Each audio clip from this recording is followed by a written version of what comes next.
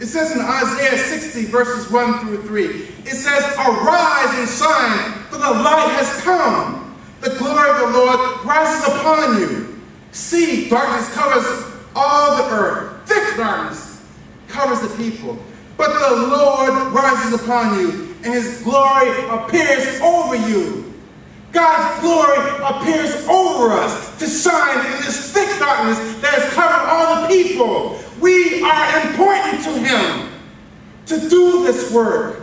We have to let our light shine because we are a chosen generation, a holy priesthood, a holy nation for his good pleasure.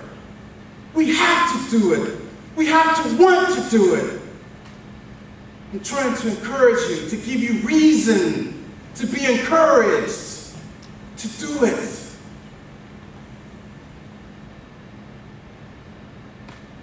The Lord rises upon you, and his glory appears over you. Don't darken that glory. Don't darken that light. Always be cognizant of the fact that as you walk, you're shining with the glory of the Lord. Never distinguish that glory of the Lord. It says God is light, and in him there is no darkness at all. This light that we're talking about is the light of God. It's the glory of God.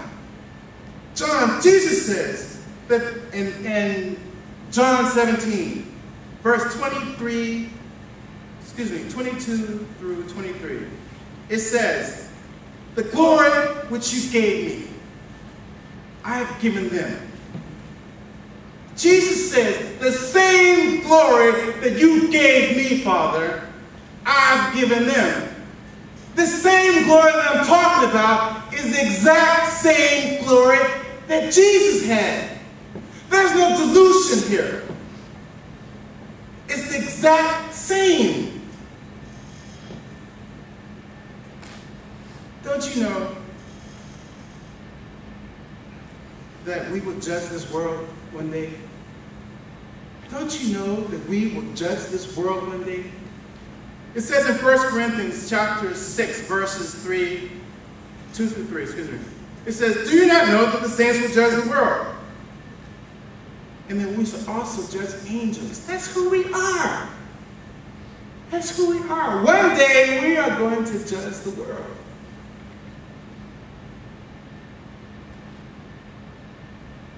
In Revelation chapter 2, verse 26, it says, "That he who overcomes and keeps my word until the end, to him I will give power over the nations."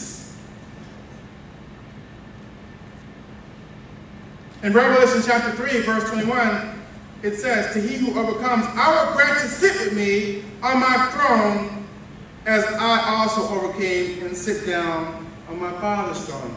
We're going to sit on the throne of Christ with Jesus. We're going to judge nations. We're going to judge angels. That's who we are. We are kings. It says that in Revelation chapter 5, chapter 5, verse 10.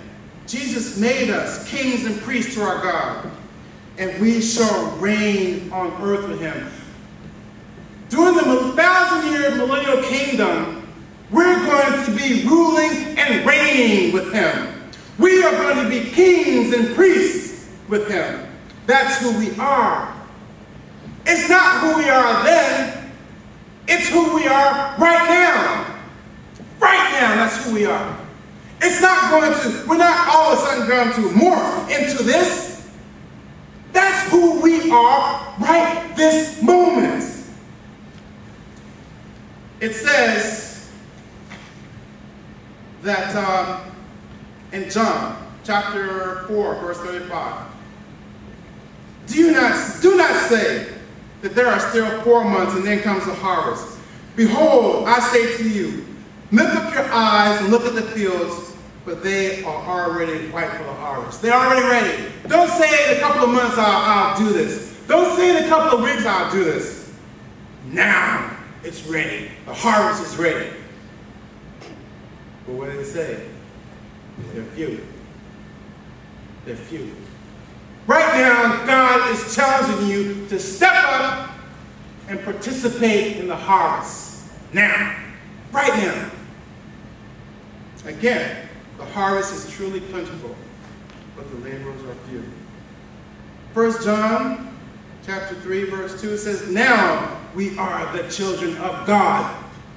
Right this very moment.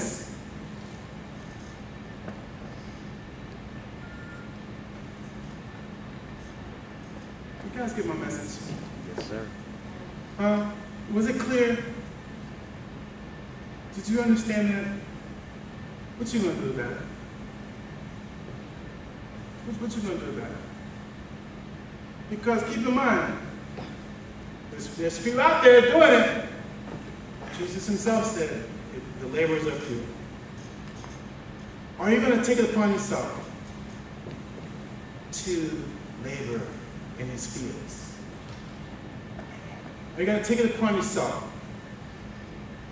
to do the work that he's called us to do? Because he's already prepared the work for us. We talked about that last week. The work has already been prepared. We just have to step up and do the work. That's all we're going to do. Step up to the challenge. Step up to the plate. That's what we've been doing. Look around you. Look around you. There's plenty of seeds here. But God will make it grow. But we have to do our part. We have to do our part.